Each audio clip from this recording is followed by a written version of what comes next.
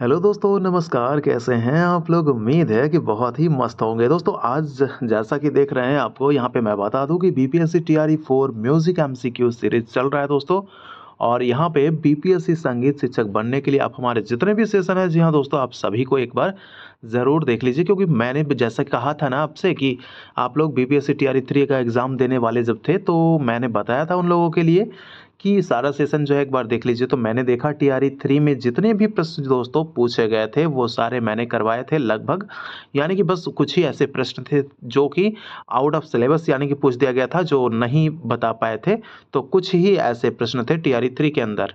लेकिन अब हम लोगों की जर्नी जो है वो बीपीएससी टीआरई 4 की तरफ हम लोगों की जर्नी है। तो दोस्तों मैं बता दूं आपको कि आज ये जो प्रश्न है, यहाँ जो सीरीज चल रहा है, ये बीपीएससी टीआरई 4 के लिए दूसरा सीरीज है। और हम लोग जो है बेसिक लेवल के क्वेश्चनों से जो है दोस्तों ऊपर उठते चलेंगे, ताकि किसी भी बड़े-बड़े चीज़ को समझने में थोड़ा-सा भी कोई दिक्कत ना हो, अगर बेसिक लेवल से चलेंगे तो, ठीक है? तो इसके लिए मान लीजिए दोस्तों, आप लोग को जैसे कि पेड क्लास में लोग करवाते हैं, तो मैं आपको सब कुछ यहाँ पे फ्री देने वाला हूँ। मैं कोई पेड कोर्स नहीं करवाने वाला हूँ, सब कुछ फ्री में चलेगा। जिल बिल्कुल बेसिक से आपका एडवांस तक चलेगा, ठीक है? चलिए, तो आप लोग ज़रूर देख लीजिएगा, जितना भी सेशन पड़ा हुआ है संगीत का इस चैनल पे, तो सब लोग सब कुछ देख लीजिएगा, सब कोई एक बार अवश्य, क्योंकि दोस्तों काफ़ी ज़्यादा हेल्पफुल होगा आप लोगों के लिए। क्योंकि मैंने ही सारे सेशन को बनाया ना, तो मुझे पता है कि उसमें कैसे-कैसे प्रश्न को मैंने सम्मिलित किया है, ठीक है? चलिए, अब हम लोग चलेंगे, हमारा जो पहला प्रश्न है, प्रश्न को देखेंगे। तो बीपीएससी टीआरई 4 वाले हैं, तो बिल्कुल टीआरई 4 या फिर टीआरई 5 जो भी देंगे, तो उन लोगों के लिए भी काफ़ी फ़ायदेमंद होगा, ठीक है? चलिए, तो जर्नी हम शुरू करते हैं। यहाँ से पहला हमारा प्रश्न है इस सेशन का कि क्या पूछा जा रहा है कि संगीत में मध्य, दोस्तों मध्य शब्द की संज्ञा किसके लिए दी गई है? देखिए, क्लास बिल्कुल जो भी होगा बिल्कुल डिटेल्स में होगा, और आप लोगों को जो है अच्छा लगेगा, तो बिल्कुल आप लोग चैनल को सब्सक्राइब करके रखिएगा, ताकि हर बार जो है दोस्तों ऐसा ही सेशन आप लोगों के लिए मैं लाऊं, और आता ही है बिल्कुल। तो आप लोग जो है, अगर अच्छा लगता होगा तो वीडियो को लाइक भी ज़रूर कर दीजिएगा, ठीक है? तो संगीत में मध्य शब्द की संज्ञा किसके लिए दी गई है? देखिए, मध्य की हम बात कर ले दोस्तों, तो मध्य क्या होता है? मध्य, मध्य हम स्वर को तो नहीं कह सकते। ऑप्शंस के आधार पे दोस्तों ऐसे प्रश्नों को छांटना पड़ेगा, ठीक है? तो स्वर को मध्य तो हम नहीं कह सकते ना, वाद्य को भी मध्य नहीं कह सकते। लेकिन हमें दिख रहा है क्या? अगला ऑप्शन जो सी है हमारा, लय, ये हमारा सही जवाब हो जाएगा, क्योंकि लय जो होता है, ये लय, यही जो लय है, ये 3 प्रकार के इसको बाँटते हैं दोस्तों। कैसे, किस तरह से? तो एक आपका होता है विलंबित लय, ठीक है? एक आपका हो जाता है विलंबित लय, दूसरा हो जाता है आपका जो मध्य लय, और अगला क्या हो जाता है इससे? क्या है? विलंबित लय, मध्य लय और द्रुत लय। तो ये लय 3 प्रकार के हैं, तो लय के लिए जो है मध्य शब्द का प्रयोग किया गया था। तो ठीक है, प्रश्न अगर ऐसे घुमाए हुए रहे तो आपको बिल्कुल भी घबराना नहीं है, घूमना नहीं है, बस माइंड को थोड़ा सा अप्लाई करना है कि लय भैया 3 प्रकार के, तो मध्य जो है इसी के। अगर पूछ देता है मध्य के स्थान पर कि विलंबित शब्द इनमें से किसके लिए है, तो भी आपके स्वर और वाद्य नहीं होते, ये आपके लय ही हो जाते। द्रुत के लिए पूछ देता तो वो भी आपके लय ही हो जाते, ठीक है? तो हमारा सही जवाब हो गया लय। चलिए आगे देख लीजिए, लय 3 प्रकार के मैंने बता दिया आपको। इनमें से किसे हम जनक थाट कह सकते हैं? देखिए, जनक थाट हम कह सकते हैं। जनक थाट क्या होता है? जनक थाट वो होते हैं जिससे कि क्या होता है, उसके नाम से रागों की उत्पत्ति होती है, जैसा कि हम लोग जानते हैं। तो जिस थाट से रागों की उत्पत्ति हो उसको जनक थाट कहते हैं, और जनक थाट इसमें से कौन सा हो जाएगा आपका? देखिए, यहाँ पे अगर बात कर ले बिलावल, तो ये जनक थाट हो जाएगा, क्योंकि ये आपके थाट ही हैं। हम बात कर ले अब भैरवी की, तो ये भी आपका जनक थाट हो जाएगा, लेकिन इसमें से एक पहाड़ी नहीं है, और ये आपका भैरवी और बिलावल दोनों है, इसलिए हमारा ए और सी दोनों सही जवाब है। तो इसके लिए जो हमारा उत्तर बनेगा, मुख्य उत्तर, वो उपयुक्त में से एक से अधिक, ऑप्शन नंबर डी हमारा सही जवाब हो जाएगा, ठीक है? चलिए, नंबर 3 प्रश्न हमारा क्या कह रहा है दोस्तों, यहाँ पे है कि औडव औडव जाति में स्वरों की कितनी संख्याओं का प्रयोग किया जाता है?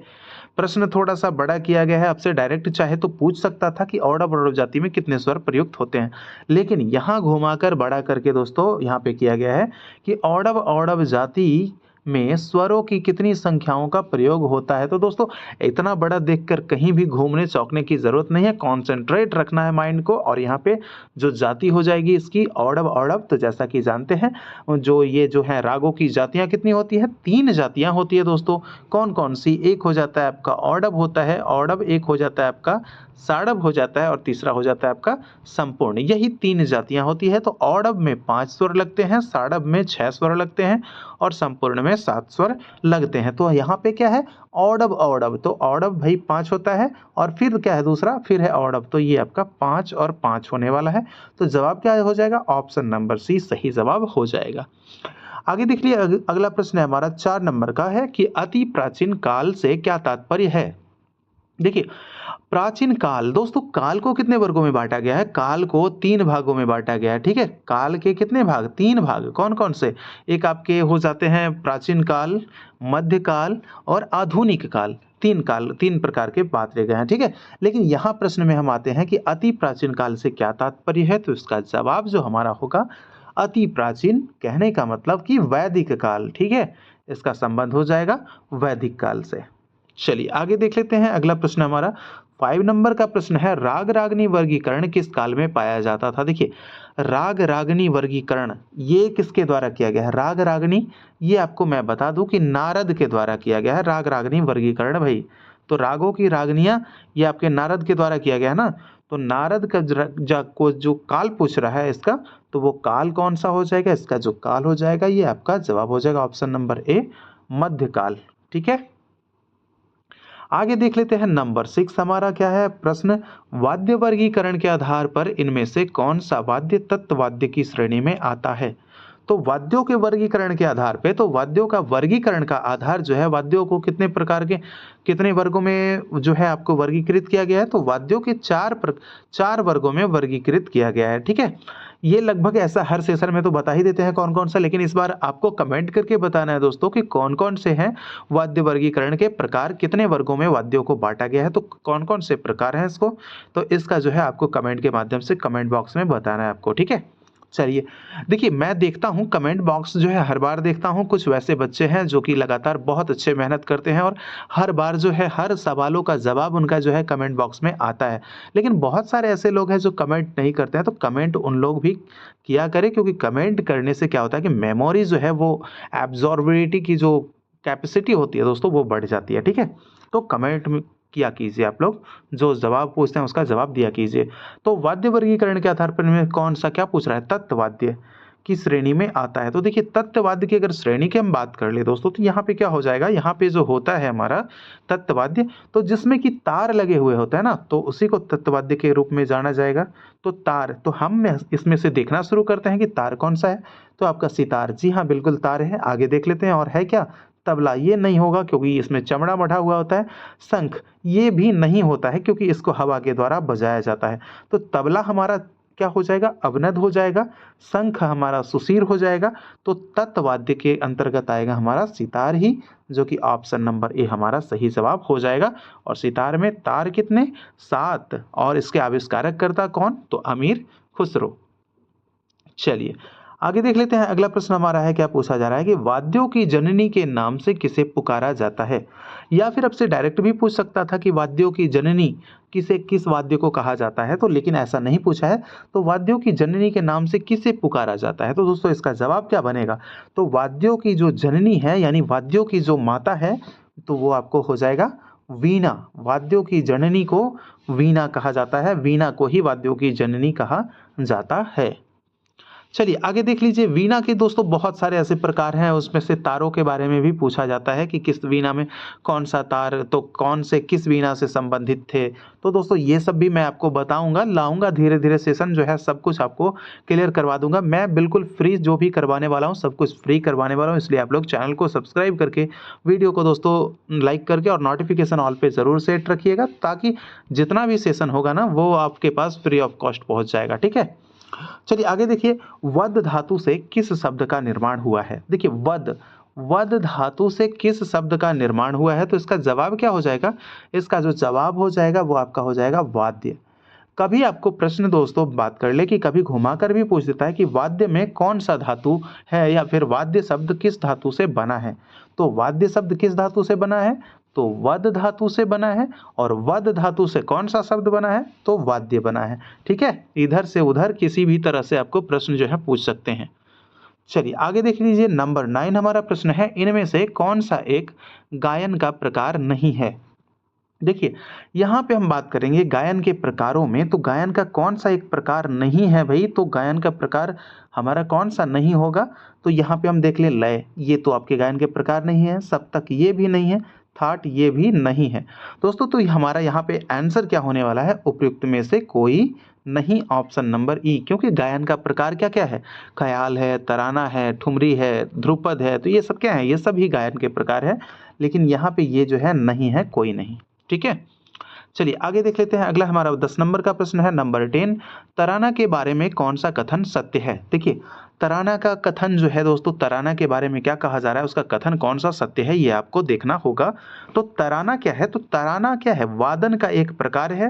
क्या ये प्रकार है, नहीं, ये गलत है हमारा। तराना वादन का एक प्रकार नहीं है। तराना ख्याल का एक प्रकार है, जी ये तो सही दिख रहा है अभी हमें वर्तमान में। आगे देखते हैं, तराना टप्पा का एक प्रकार है, नहीं।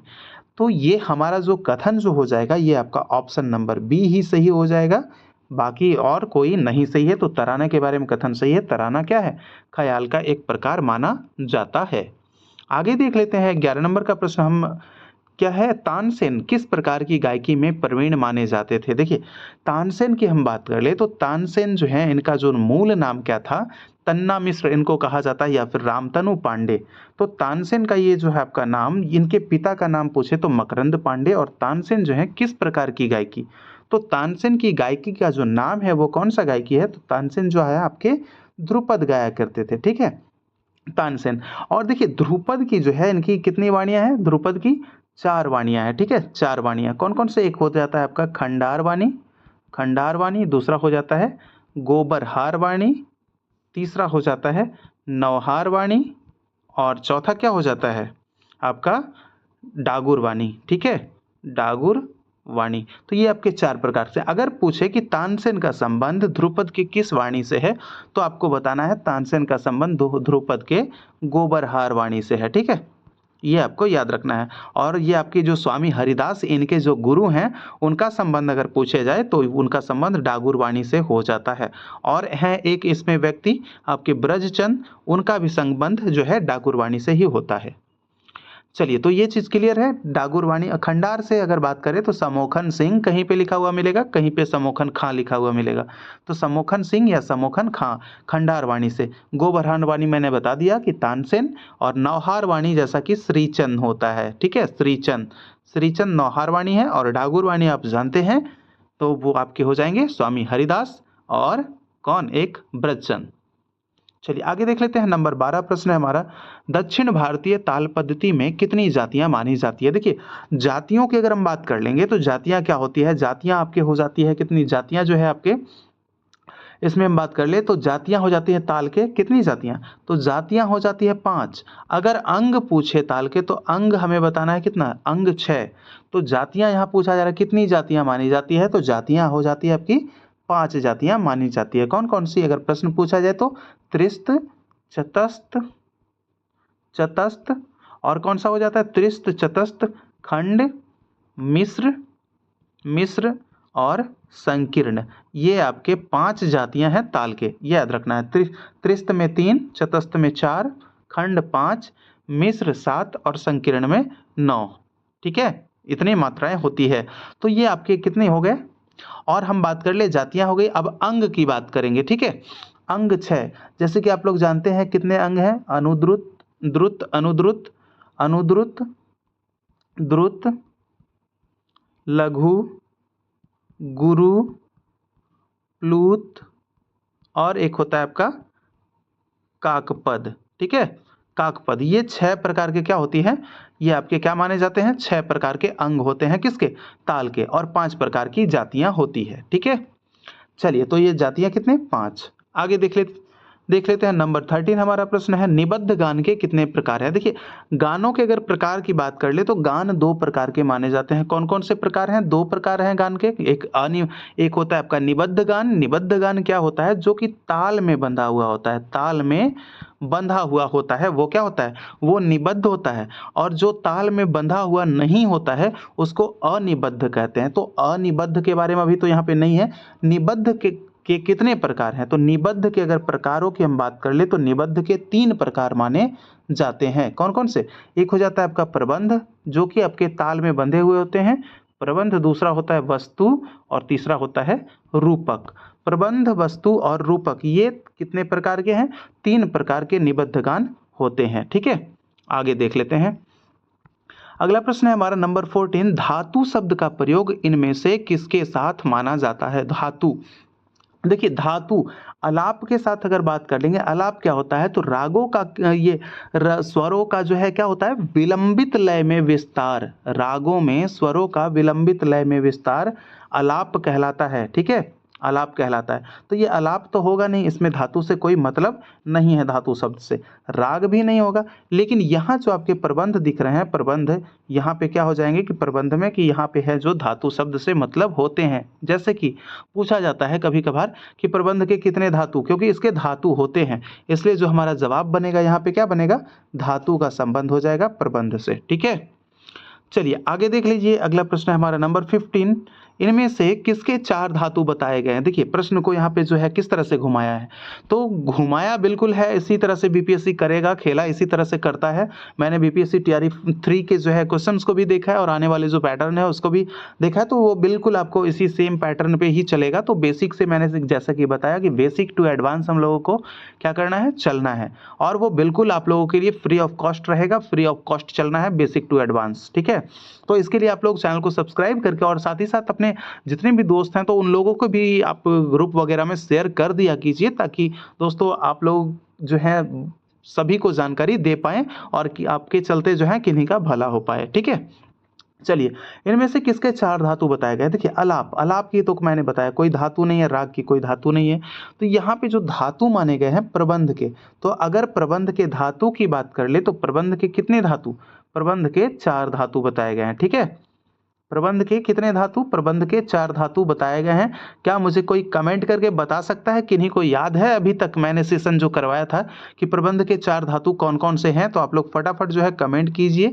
क्या किन्हीं को याद है तो आप लोग कमेंट करके बताइए। बाकी तो मैं हूँ ही आप लोगों के लिए, अगले क्लास में तो बिल्कुल करवाऊंगा। आगे देखिए अगला प्रश्न है हमारा, देख लेते हैं नंबर 16, षडज व पंचम में आरोही क्रम में कितनी श्रुतियों का अंतर है? देखिए सा और प की बात हो रही है, सा और प। सा और प में जो पूछा जा रहा है कि आरोह क्रम में कितनी श्रुतियों का अंतर माना जाता है? तो देखिए श्रुतियों की अगर हम अंतर की अगर हम बात कर लेंगे तो श्रुतियों का अंतर हो जाता है आपका 13 श्रुतियों का अंतर माना जाता है। ठीक है, 13 श्रुति होगा ना। कैसे आप लोग इसको थोड़ा सा कर लीजिए, कितना होगा? 13 श्रुतियों का अंतर हो जाएगा सा और प के बीच में। आगे देख लीजिए अगला प्रश्न है 17 नंबर की, तिलवाड़ा ताल में क्या गाया जाता है? देखिए तिलवाड़ा हम बात कर ले, यहाँ पे ध्रुपद है हमारा ऑप्शन में, तो ध्रुपद जो है आपके साथ जानते ही हैं कि 4 ताल में ध्रुपद होता है। ठीक है, और यहाँ पे ठुमरी है, आप जानते हैं कि ये आपका दीपचंदी होता है, दीपचंदी और जत ताल वगैरह होता है। छोटा ख्याल की हम बात कर ले तो ये छोटा ख्याल में कौन सा आपका हो जाता है? ये 3 ताल के साथ होता है। तो यहाँ पे जो है आपका तिलवाड़ा तो कहीं नहीं मिला, तो इसलिए हमारा जवाब हो जाएगा उपयुक्त में से कोई नहीं। ये आपका जो है विलंबित ख्याल के साथ जो है प्रयोग कर लेते हैं तिलवाड़ा ताल का, यानी कि विलंबित यहाँ पे छोटा है, अगर हम यहाँ पे बड़ा कर दें बड़ा ख्याल तो हमारा आंसर सही हो जाएगा सी वाला, लेकिन यहाँ पे आपका छोटा है, इसलिए हमारा जो है उपयुक्त में से कोई नहीं जवाब होगा। ठीक है, तो ये आपका तिलवाड़ा ताल किसके साथ? विलंबित ख्याल के साथ, यानी कि बड़ा ख्याल के साथ प्रयोग होता है। आगे देखिए नंबर 18 हमारा प्रश्न है, आफ्ताबे मौसिकी की उपाधि किसे दी गई है? देखिए आफ्ताबे मौसिकी, ये जो प्रश्न है ना भैया आप लोगों के लिए काफ़ी इंपॉर्टेंट प्रश्न है, ये बिल्कुल पूछा जाएगा, आप लोग नोट कर लीजिएगा इसको। और वैसे अभी तक तो कितने बार जो है आप लोगों को याद तो हो ही गया होगा, लेकिन नए कुछ है, यानी कि भूलना और याद करना ये तो मनुष्यों की प्रवृत्ति है, इसीलिए तो है दोस्तों रेगुलर रिवीजन करते रहना चाहिए। तो ये आपके आफ्ताबे मौसिकी की उपाधि किसे दी गई है? जवाब क्या होगा? ये देखिए आपके जो है फैयाज़ खां, इनको दिया गया है। ठीक है, फैयाज खां को यह उपाधि दी गई है। और फैयाज खां जो हैं ये इनको ये उपाधि आफ्ताब मौसीकी की कौन से नरेश ने यानी कि कहाँ के राजा ने दिया था? फटाफट अगर आप लोगों को याद होगा तो आप लोग ये भी कमेंट कीजिए, मेमोरी पे थोड़ा सा जोर डालिए, प्रेशर लगाइए और फटाफट आप लोग कमेंट कीजिए कि आफ्ताब मौसीकी की उपाधि जो है फैयाज खां को किसने दिया था। ठीक है, और फैयाज खां दोस्तों ये आगरा घराने के तो रत्न है, आप सभी को पता है। आगे देख लीजिए, अगला प्रश्न है कि मंद्र सप्तक की ध्वनि का स्थान कौन सा है? देखिए, हम बनाए एक नीचे हो जाता है मंद्र, बीच में अगर माने तो मध्य और ऊपर में अगर मान ले तो तार हो जाएगा। तो मंद्र सप्तक यानी कि यहाँ पे जो है आपका मान लेते हैं ये छाती है, पेट है, और यहाँ बीच में आपका कंठ हो जाता है, और ये आपके मुंह पे जो है आपका ये मुंह, उसके अंदर क्या होता है? तालु। ये आपका क्या हो जाता है? बीच में क्या होता है? कंठ। कंठ अभी याद करवा देता हूं आपको, कंठ, और यहाँ पे क्या हो गया? नीचे आपका छाती। तो देखिए, अगर पूछे कभी आपसे कि मंद्र सप्तक में ध्वनि का स्थान, तो मंद्र यानी कि नीचे वाला में ध्वनि का स्थान तो बताना है छाती, मध्य सप्तक में ध्वनि का स्थान तो कंठ, और तार सप्तक में ध्वनि का स्थान तो तालु। याद हो गया? ऊपर वाला तार, बीच वाला मध्य, नीचे वाला मंद्र। ठीक है, तो ये ध्वनि का स्थान आपका। तो अब बता सकते हैं कि मंद्र में क्या होगा? तो मंद्र में हो जाएगा आपका छाती, यानी कि नीचे है छाती। चलिए, नंबर 20 अब प्रश्न है हमारा, क्या पूछा जा रहा है कि ख्याल के कितने प्रकार हैं? देखिए, ख्याल के अगर हम प्रकारों की हम बात कर ले तो एक आपका होता है विलंबित ख्याल, विलंबित ख्याल, और एक आपका होता है द्रुत ख्याल। ख्याल कितने प्रकार के? 2 प्रकार के होते हैं। कौन कौन से? एक विलंबित ख्याल यानी कि बोले तो इसको तो बड़ा ख्याल, और द्रुत ख्याल यानी कि छोटा ख्याल, क्योंकि द्रुत बहुत छोटा में लिखा गया ना तो छोटा ख्याल, और ये बड़ा में लिखा गया तो बड़ा ख्याल। ठीक है, ऐसे भी आप लोग याद कर सकते हैं इसको एक कॉन्सेप्ट लगाकर। तो कितने प्रकार हो गए? ऑप्शन नंबर बी 2 प्रकार के। आगे देख लीजिए, अगला प्रश्न हमारा 21 नंबर का, इनमें से कौन सा एक गीत का प्रकार माना जाता है? देखिए, गीत की प्रकारों की हम बात कर ले तो यहाँ पे जो है आपका ताल तो बिल्कुल नहीं होगा, वाद्य बिल्कुल नहीं, गीत का एक ही प्रकार दिख रहा है जो कि यहाँ पे सही जवाब हो जाएगा ठुमरी। ठुमरी क्या है? ठुमरी गीत का एक प्रकार है। ठीक है, अगर प्रश्न पूछता कि ठुमरी क्या है, ऑप्शन में अगर गीत आपको मिल जाता तो बिल्कुल आपको टिक कर देना था गीत। आगे देख लीजिए दोस्तों, नंबर 22 है, यहाँ पे प्रश्न पूछा जा रहा है कि इनमें से कौन ग्वालियर घराने के प्रसिद्ध संगीतज्ञ हैं? देखिए, ग्वालियर घराने की हम बात कर ले तो सबसे प्राचीन घराना जो माना जाता है वो ग्वालियर घराना को ही माना जाता है। और ग्वालियर घराने के जो प्रमुख कलाकार थे उसमें बात कर ले तो ओमकारनाथ ठाकुर, विष्णु दिगंबर पलुस्कर और नत्थन पीर बख्श, ये तीनों थे। इसलिए हमारा जवाब जो बनेगा ओरिजिनल ऑप्शन सही होगा हमारा, ऑप्शन नंबर डी, यानी कि ये जो हमारा सही जवाब हो जाएगा उपयुक्त में से एक से अधिक। इस घराने के अगर हम संस्थापक की बात कर ले तो ये आपके नत्थन पीर बख्श जो हैं ये क्या थे? ये थे संस्थापक ग्वालियर घराने के। ठीक है, ग्वालियर घराने के संस्थापक नत्थन पीर बख्श को माना जाता है। चलिए, आगे देख लीजिए, अगला प्रश्न है हमारा 23 नंबर का, 1901 ईस्वी में गांधर्व महाविद्यालय के संस्थापक कौन थे? देखिए, गंधर्व महाविद्यालय के संस्थापक कौन थे? गंधर्व महाविद्यालय की स्थापना कब हुई? 1901 में, ये तो पता चलता है। पंडित जी यानी कि विष्णु दिगंबर पलुस्कर जी ओमकारनाथ ठाकुर को गंधर्व महाविद्यालय का प्रिंसिपल कब बनाकर भेजा था?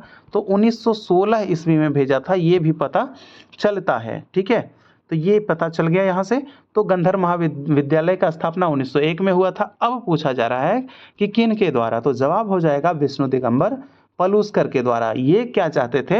ये चाहते थे कि सामान्य जितनी भी विषय दोस्तों पढ़ाई हो रही थी उस समय, तो उस विषयों के समकक्ष जो था एक संगीत को भी एक स्थापित करना इनका लक्ष्य था विष्णु दिगंबर पलुस्कर जी का, और इसीलिए गंधर्व महाविद्यालय के स्थापना किए थे इन्होंने 1901 ईस्वी में। ठीक है, और दूसरी शाखा जो खोली वो बम्बई में, वो 1908 ईस्वी में। हालांकि लाहौर में जब खुला था ना 1901 में लाहौर में, और ये जो बम्बई में खुला, लाहौर के अपेक्षा बम्बई में उनको ज़्यादा सफलता मिली थी। ठीक है, लेकिन क्या हुआ, बहुत समय के बाद जब अपना बिल्डिंग लेना चाहे कि अपने बिल्डिंग में हम क्या करेंगे, पढ़ाई करेंगे अपने बिल्डिंग में, तो भाई बिल्डिंग खरीदने के चक्कर में इन्हें बहुत कर्ज हो गया था, इसलिए ये सब संन्यास ले लिए और जाके राम नाम आश्रम का स्थापना कर दिए जाके पलुस्कर जी। कहाँ? नासिक में। ठीक है, तो ये सब उनकी है। जब जीवनी हम पढ़ाएंगे, जीवनी जब हम बताएंगे तो उसमें सारा कुछ हम करवा देंगे। आगे देखिए, अब 24 नंबर का प्रश्न है कि अनिबद्ध गान के कितने प्रकार होते हैं। देखिए, निबद्ध मैंने बताया ऊपर कि निबद्ध को लगभग 3 माना जाता है, लेकिन अनिबद्ध जो वैसा गान होता है ये जो कि ताल में बंधा हुआ नहीं होता है। निबद्ध क्या होता है? ताल में बंधा, लेकिन अनिबद्ध क्या होता है? ताल में नहीं बंधा होता है। इसके प्रकार की हम बात कर ले तो 4 माने जाते हैं, ठीक है। इसके प्रकार देखिए कौन-कौन से? रागालाप, रूप का लाप और आपका हो जाता है अलिप्ति गान, ठीक है। और एक हो जाता है आपका स्वस्थान का नियम। यही 4 प्रकार के हो जाते हैं। तो अनिबद्ध गान, रागालाप, रूपकालाप, अलिप्ति गान और आपका स्वस्थान का नियम, ठीक है।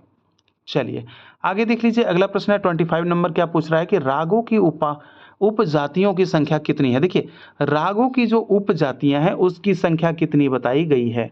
तो उपजातियों की बात कर ले दोस्तों, उपजातियां 6 बताई गई है, ठीक है। आप लोग बहुत सारे लोग कमेंट किए थे कि 9 है 9 है 9 है। तो दोस्तों होता क्या है, देखिए कभी कभी क्या करें, ये सब जो है बहुत सारे इसमें मतभेद और कन्फ्यूजन है। कैसे? देखिए मैं बता रहा हूँ आपको कि इसमें जो है आपको कुल कितनी है, कुल 9 जातियां हैं।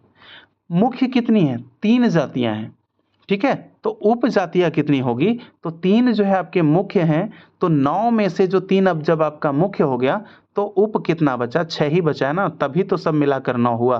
तो मुख्य इसमें मिलाते हैं 3, तो औडव औडव बनता है, उसके बाद फिर साडव साडव और ये आपके संपूर्ण। तो आपको कहीं कहीं पे क्या मिलेगा? 9 भी देखने को मिल जाएगा, 9 भी, और कहीं कहीं पे देखने को 6 भी मिल जाएगा, ठीक है। तो इसको जो है डिसाइड यहाँ पे जब दिखिएगा ऑप्शन में क्या होता है, लेकिन अगर ना मिले तो आपको 6 लगा देना है, अगर दोनों ऑप्शन में रहे तो। अगर ऑप्शन में दोनों में से 9 और 6 में से कोई एक रहेगा तब तो आसानी हो ही जाएगी भाई, ठीक है।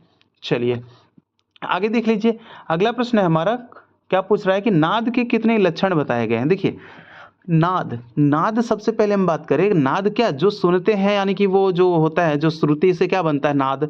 तो वो सब जो है आपके नाद कितने प्रकार के बताए हैं? तो नाद जो है वो 2 प्रकार के बताए हैं। कौन कौन से? एक आपके आहत नाद बताए हैं और दूसरा आपका अनाहत नाद बताए हैं, ठीक है। जो आहत नाद क्या होता है? इसी का प्रयोग हम लोग संगीत में करते हैं और अनाहत को हम लोग छोड़ देते हैं, ठीक है। तो इनके कितने लक्षण? 3 लक्षण बताए गए हैं। 3 लक्षण कौन कौन से? एक हो जाता है आपका तारता, एक हो जाता है आपका तीव्रता और दूसरा हो जाता, तीसरा क्या हो जाता है? नाद की जाति अथवा गुण, ठीक है। जाति अथवा गुण हो जाता है इसका। तो ये आपके हो गए जाति अथवा गुण। तो नाद के कितने लक्षण? तो 3 लक्षण हो गए मेरे भाई, ठीक है। देखिए सेशन अच्छा लग रहा होगा तो बिल्कुल ईमानदारी से आप लोग चैनल को सब्सक्राइब करके वीडियो को ज़रूर लाइक कर लीजिएगा, क्योंकि आप ही लोग के लिए दोस्तों जो है सेशन आने वाला है और जो भी है सेशन चलते रहेगा। क्योंकि हम बता रहे हैं अभी से ही कि आपको बेसिक टू एडवांस लेके चलना है। तो दोस्तों अभी आप लोग कमेंट कीजिएगा नहीं कि आप लोग कि बहुत ईजी प्रश्न है ये है। मैं बिल्कुल हर चीज़ को अपने माइंड में सेट रखा हूँ, कब कैसे किस तरह से आपको लेकर चलना है, कब किस तरह से आपको कैसा प्रश्न। तो टाइमिंग को देखते हुए भी आप लोग को सारे प्रश्न जो है हमें फटाफट जो है करवा देना है। तो आप लोग बिल्कुल बहुत इजी जो होगा वो उनके लिए जो बहुत अच्छे से पढ़े होंगे, बहुत अच्छे से जानते होंगे, ठीक है। और जो नए विद्यार्थी जुड़े होंगे इस बार से, तो उनके लिए भाई इजी नहीं होगा, उन लोग के लिए थोड़ा सा कठिन बिल्कुल लगेगा। तो इसीलिए मेरी चाहत है कि सबको एक साथ मिलाकर एक साथ लेकर मैं चलूं, ठीक है। तो आप लोग के लिए जो है रिवीजन करते रहिए, कोई जो है दिक्कत नहीं होगी, क्योंकि एक्स्ट्रा प्रश्न जो बताते हैं वो भी आप लोग के लिए कहीं ना कहीं फ़ायदा बनाएगा। और जो है नोट्स बना रहे होंगे तो सब कुछ नोट्स करते चलिएगा, ठीक है। चलिए आगे क्या है 27 नंबर की, इनमें से किस स्वर को राजा स्वर की उपाधि दी गई है, ठीक है। देखिए राजा स्वर की हम बात कर ले, स्वर के कितने प्रकार बताए गए हैं? जैसा कि आप लोग जानते हैं 4 प्रकार है ना, 4 प्रकार स्वरों के कितने प्रकार? 4 प्रकार। एक हो जाता है आपका वादी, दूसरा होता है क्या? संवादी, तीसरा होता है विवादी, अनुवादी, ठीक है। संवादी, अनुवादी और चौथा क्या हो जाता है? विवादी, ठीक है, विवादी। अब आप लोग कहेंगे कि वर्ज को क्यों नहीं शामिल किया? क्योंकि वर्ज जो है वो वर्ज है, उसको नहीं लगाना है, वर्ज जो है उसको नहीं लगाना है, वर्ज की श्रेणी में जाएगा। बस 4 ही प्रकार के स्वर होते हैं। तो यहाँ पे क्या पूछ रहा है? कौन सा जो है वो राजा स्वर के नाम से जाना जाता है? देखिए, राजा वही होगा जो ज़्यादा बार प्रयोग होता है, तो ज़्यादा बार जो प्रयोग होता है यानी कि राग के जो मुख्य स्वर होंगे उसी को राजा कहा जाएगा। और मुख्य क्या होता है? वादी कहा जाता है। वादी स्वर को दोस्तों हम बात कर लें, अंश स्वर भी कहा जाता है, ये भी याद रखना है, अंश स्वर भी कहा जाता है। ठीक है, आगे देख लेते हैं। 28 नंबर का प्रश्न है हमारा, धमार को इनमें से क्या कहा जाएगा? देखिए, धमार को क्या कहेंगे? गीत कहेंगे, वादी स्वर कहेंगे, गान कहेंगे, उपयुक्त में से एक से अधिक, उपयुक्त में से कोई नहीं। तो इसको क्या कहेंगे? इसको दोस्तों धमार क्या है? धमार जो है एक प्रकार का गीत है। ठीक है, और धमार क्या है? धमार गीत है, और धमार जो है धमार ताल में ही गाया जाता है। ठीक है, और धमार ताल में मात्रा कितने होते हैं? 14 होते हैं, और प्रत्येक जो है विभाग कितना होता है? विभाग इसके 4 हो जाते हैं, 5, 2, उसके बाद फिर 3 और 4। ये आपके मिश्र पदी जो है ताल है धमार। ठीक है, धमार को धमार ताल में ही, और धमार ताल के कितने 4 विभाग हो गए, 5, 2, 3, 4, ये आपके हो गए। ठीक है, चलिए आगे देख लेते हैं। 29 नंबर का प्रश्न है, वो क्या कह रहा है कि टप्पा के बोल किस भाषा में होते हैं? देखिए, टप्पा जैसा कि जानते हैं कि टप्पा के आविष्कारक, तो टप्पा के आविष्कारक की हम बात कर लें तो गुलाम नबी सोरी। ठीक है, गुलाम नबी सोरी, गुलाम नबी सोरी ये आपके टप्पा के जनक हैं। और इसको शॉर्ट में क्या बोलते हैं? इनको सोरी मियाँ भी कहा जाता है। अगर सोरी मियाँ अगर प्रश्न में दे और पूछे सोरी मियाँ का पूरा नाम क्या है, तो आपको बताना है गुलाम नबी सोरी है उनका। ठीक है, तो टप्पा आपके जान गए कि टप्पा के आविष्कारक गुलाम नबी सोरी या फिर टप्पा के आविष्कारक सोरी मियाँ। और किस भाषा में इसके बोल होते थे? तो इसका जवाब जो हो जाएगा वो पंजाबी भाषा में होते थे। ब्रज की बात कर ले तो ये ध्रुपद के जो है, ध्रुपद का शब्द जो है वो किसमें? ब्रज भाषा में। भोजपुरी में क्या है? कजरी वगैरह जो है, कजरी, चैता, वे सब भोजपुरी में गाया जाता है। ठीक है, चलिए आगे देख लेते हैं। नंबर 30 हमारा प्रश्न है, गीतम वाद्यम तथा नृत्यम, गीतम वाद्यम तथा नृत्यम त्रयम संगीतमुच्यते किस ग्रंथ में कहा गया है? देखिए, श्लोक भी पूछे गए थे, आपको याद रखना है।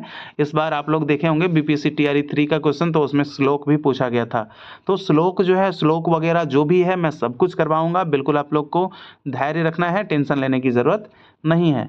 तो गीतम वाद्यम तथा नृत्यम त्रयम संगीतम मुच्यते किस संगीत ग्रंथ में कहा गया है? तो इसका जवाब क्या हो जाएगा? संगीत पारिजात नहीं, संगीत रत्नाकर। जी हाँ, ऑप्शन बी सही जवाब हो जाएगा, संगीत रत्नाकर। और नाट्य शास्त्र बिल्कुल नहीं होगा, क्योंकि यहाँ पे जो है आपको संगीत रत्नाकर में ही कहा गया है, और ये सारंगदेव की ग्रंथ है, सारंगदेव। ठीक है, देखिए संगीत पारिजात, इसके लेखक कौन है? संगीत पारिजात के जो लेखक हैं, संगीत पारिजात कौन है? जवाब देना है, अहोबल। संगीत पारिजात के लेखक कौन है? अहोबल। और नाट्य शास्त्र के लेखक कौन है? भरत। ठीक है, भरत मुनि जो है इन्होंने नाट्य शास्त्र की रचना की। लगभग दोस्तों इसका रचनाकार 4वीं या 5वीं सदी में माना जाता है नाट्य शास्त्र का, जो कि एग्जैक्ट पता नहीं चलता है। ठीक है, तो संगीत पारिजात जो है आपके हो गए अहोबल, और आपके संगीत दर्पण तो पंडित दामोदर। तो ये सब कुछ ग्रंथ भी जो है इंपॉर्टेंट जो कि बार बार पूछे जाते हैं, तो सारा कुछ जो है मैं करवा दूंगा। तो यहाँ पे जो है दोस्तों आपके जो है 30 प्रश्न जो है आपके आज क्लियर हो गए इस सेशन का। तो चलिए फिर से आप लोग को कमेंट करना है, फटाफट आप लोग कमेंट कर दीजिए कि आज का यह सेशन जो है आप लोगों को कैसा लगा है। और हम दोस्तों मिलेंगे आपसे नए सेशन में कुछ नए प्रश्नों के साथ। जब तक के लिए इजाज़त चाहते हैं। जय हिंद, जय भारत। और दोस्तों एक चीज़, सेशन पे जितना भी वीडियो पड़ा है इस चैनल पे, जितने भी सेशन पड़े हुए हैं, आप लोग सभी को एक बार जो है रिवीजन के दृष्टिकोण से ज़रूर देखते रहिएगा। ठीक है, ताकि बहुत अच्छा खासा प्रश्न जो है सॉल्व हो जाएगा, और जितने भी सेशन आएंगे उसको याद करने में आपको ज़्यादा कठिनाई और तकलीफ नहीं होगी। ठीक है, तो ठीक है, मिलते हैं आपसे अगले सेशन में। जब तक के लिए इजाज़त चाहते हैं। जय हिंद, जय भारत।